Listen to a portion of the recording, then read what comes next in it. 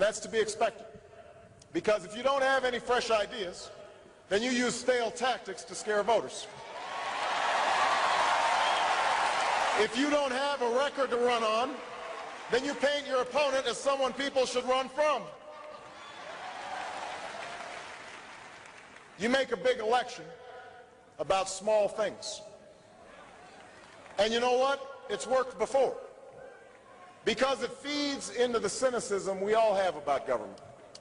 When Washington doesn't work, all its promises seem empty. First time I ever saw David Storoven, a guy who can't even fess up to what he writes on his web pages anymore, and is busy scrubbing what little history he has because he's embarrassed about his ties to skinheads and neo-Nazi groups and white supremacist groups because the Republicans had no idea who it was they were putting on the ballot. He's proud to be a Tea Party member.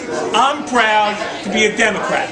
He can try to fool you. He's not going to fool me. I read the Post on a daily basis. He's trying to run a non-campaign. You will never see him talk about his opponent. Anytime he talks about his opponent, he'll talk about what he's wearing, he'll talk about what he looks like, he'll talk about what he eats. He'll never talk about his record because he can't. The Democrat Party has never supported this community, and they never will.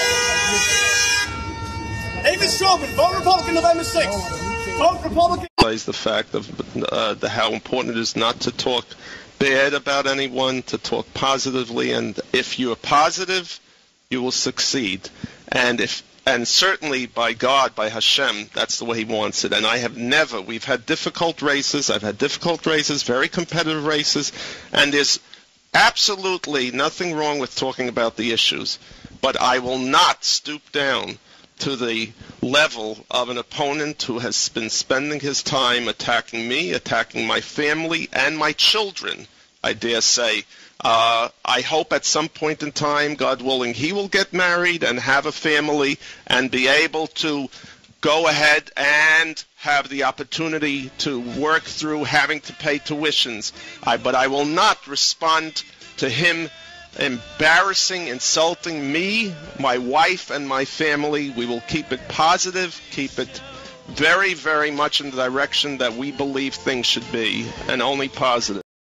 Beautiful, because he's kind. I'm sure that when he smiles, candy comes out of his mouth. He's just a bad politician with bad ideas. I'm sure he's a wonderful guy. I'm sure he's a wonderful father. Vote Republican.